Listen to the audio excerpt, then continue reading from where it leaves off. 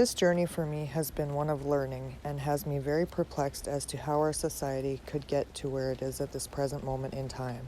I am very aware the drug and crime issues are not solely a Red Deer problem or an Alberta problem. They are a problem all over the globe. However, today we will stay focused on the impact in Red Deer for this presentation.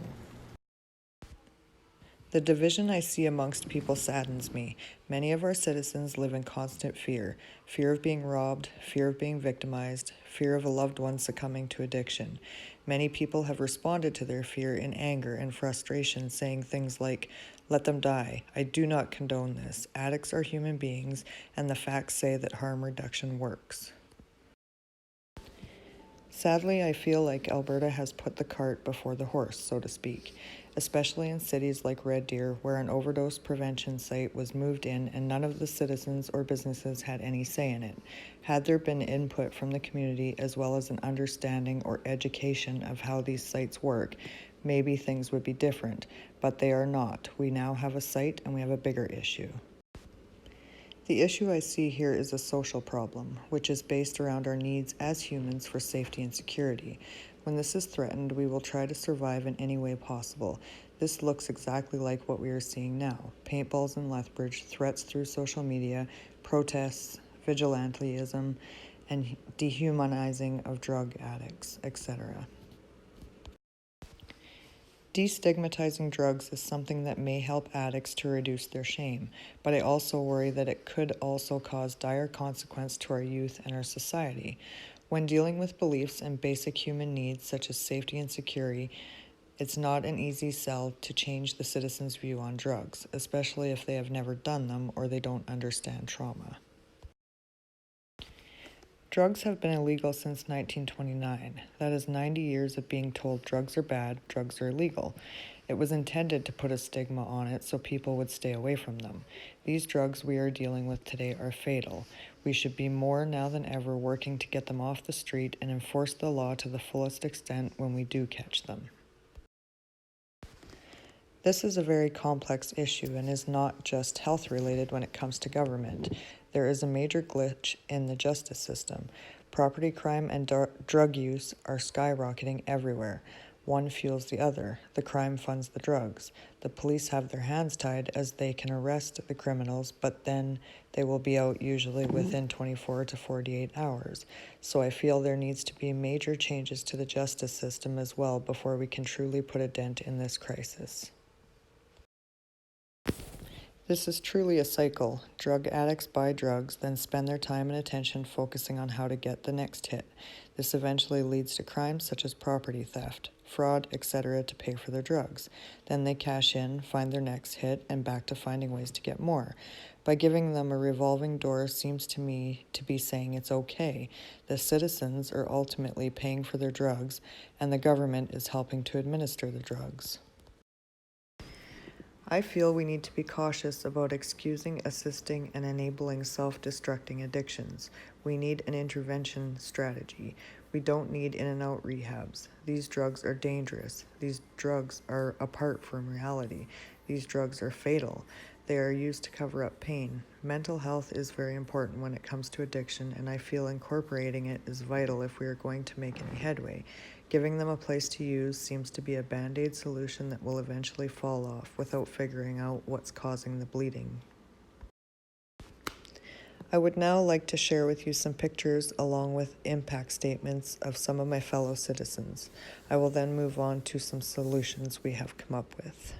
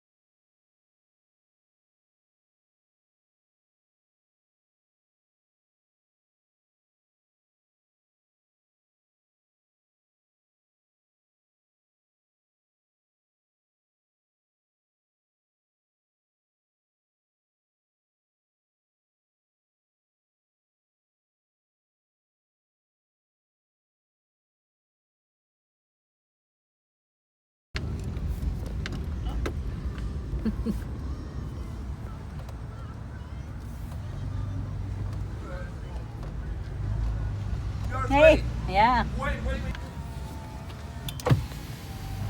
Canada, pedestrians have the right of way. Okay?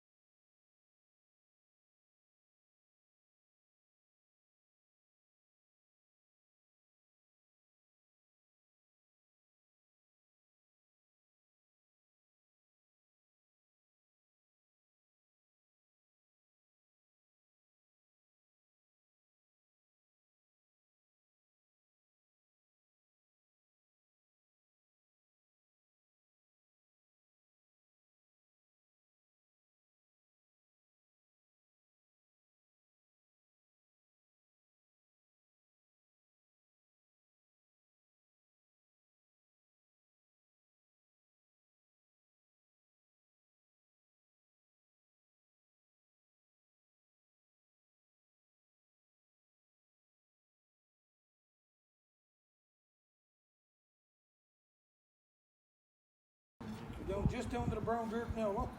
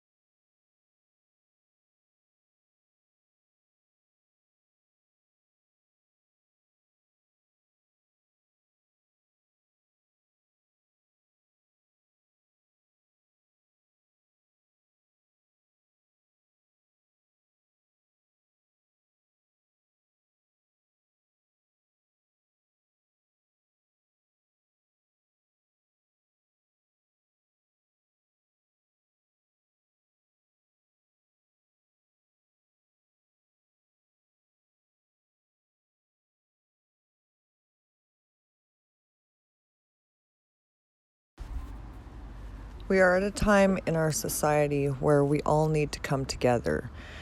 We need to stop looking to the government to fix things, and we really need to look to each other and listen to each other and try to understand each other. I know there's not a silver bullet, and I know there's not a way that we can just get rid of drugs and get rid of addicts. But I do know that if we all work together and if we all try to come up with solutions, then we should be able to at least give some hope to the citizens and give them a little bit of peace of mind. And with that, I thank you so much for taking the time to listen, and I appreciate it very much.